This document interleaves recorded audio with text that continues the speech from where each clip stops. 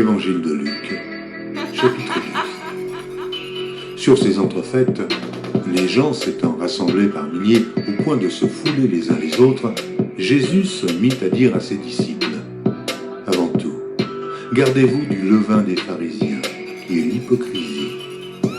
Il n'y a rien de caché, qui ne doive être découvert, ni de secret, qui ne doivent être connus. C'est pourquoi tout ce que vous aurez dit dans les ténèbres sera entendu dans la lumière, et ce que vous aurez dit à l'oreille dans les chambres sera prêché sur les toits. Je vous dis à vous qui êtes mes amis, ne craignez pas ceux qui tuent le corps, et qui, après cela, ne peuvent rien faire de plus. Je vous montrerai qui vous devez craindre. Craignez celui qui, après avoir tué, a le pouvoir de jeter dans la géhenne, oui, je vous le dis, c'est lui que vous devez craindre. Ne vantons pas 5 passereaux pour dessous. Cependant, aucun d'eux n'est oublié devant Dieu. Et même les cheveux de votre tête sont tous comptés. Ne craignez donc point. Vous valez plus que beaucoup de passereaux. Je vous le dis, quiconque me confessera devant les hommes, le Fils de l'homme le confessera devant les anges de Dieu. Mais celui qui me reniera devant les hommes sera renié devant les anges de Dieu. Et quiconque parlera contre le Fils de l'homme, il lui sera pardonné. Mais à celui qui blasphémera contre le Saint-Esprit, il ne sera point pardonné. Quand on vous mènera devant les synagogues, les magistrats et les autorités, ne vous inquiétez pas de la manière dont vous vous défendrez, ni de ce que vous direz, car le Saint-Esprit vous enseignera à l'heure même ce qu'il faudra dire. Quelqu'un dit à Jésus du milieu de la foule, « Maître, dis à mon frère de partager avec moi notre héritage. » Jésus lui répondit, « Ô homme, qui m'a établi pour être votre juge ou pour faire vos partages ?» Puis il leur dit, « Gardez-vous avec soin de toute avarice, car la vie d'un homme ne dépend pas de ses biens, fût-il dans l'abondance. » Et il leur dit cette parabole, « Les terres d'un homme riche avaient beaucoup rapporté. Et il raisonnait en lui-même, disant, « Que ferai-je? Car je n'ai pas de place pour serrer ma récolte. Voici, dit-il, ce que je ferai. J'abattrai mes greniers, j'en bâtirai de plus grands, j'y amasserai toute ma récolte, tous mes biens. Et je dirai à mon âme, « Oh mon âme, tu as beaucoup de biens en réserve pour plusieurs années. Repose-toi, mange, bois et réjouis-toi. » Mais Dieu lui dit, « Insensé, cette nuit même ton âme te sera redemandée, et ce que tu as préparé, pour qui cela sera-t-il? » Il en est ainsi de celui qui amasse des trésors pour lui-même, et qui n'est pas riche pour Dieu. Jésus dit ensuite à ses disciples, « C'est pourquoi je vous dis, ne vous inquiétez pas pour votre vie, de ce que vous mangerez, ni pour votre corps, de quoi vous serez vêtus. La vie est plus que la nourriture, et le corps plus que le vêtement. Considérez les corbeaux. Ils ne sèment ni ne moissonnent, ils n'ont ni cellier, ni grenier, et Dieu les nourrit. Combien ne valez-vous pas plus que les oiseaux? Qui de vous, par ses inquiétudes, peut ajouter une coudée à la durée de sa vie? Si donc vous ne pouvez pas même la moindre chose, pourquoi vous inquiétez-vous du reste? Considérez comment croissent les lys. Ils ne travaillent, ni ne filent. Cependant, je vous dis que Salomon, même dans toute sa gloire, n'a pas été vêtu comme l'un d'eux.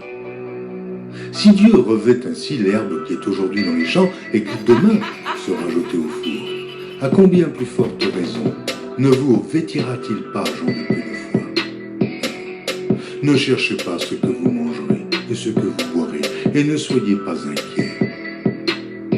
Car toutes ces choses, ce sont les païens du monde qui les recherchent. Votre Père sait que vous en avez besoin.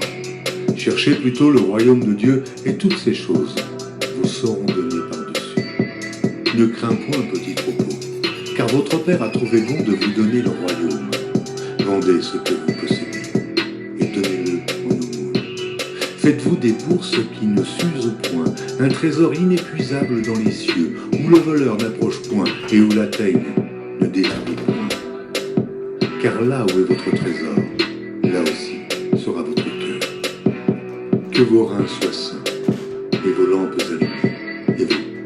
Soyez semblables à des hommes qui attendent que leur maître revienne des noces, afin de lui ouvrir, dès qu'il arrivera et frappera. Heureux ces serviteurs que le maître, à son arrivée, trouvera veillant. Je vous le dis en vérité, il se ceindra, les fera mettre à table et s'approchera pour les servir. Qu'il arrive à la deuxième ou à la troisième veille, heureux ces serviteurs, s'il les trouve veillants.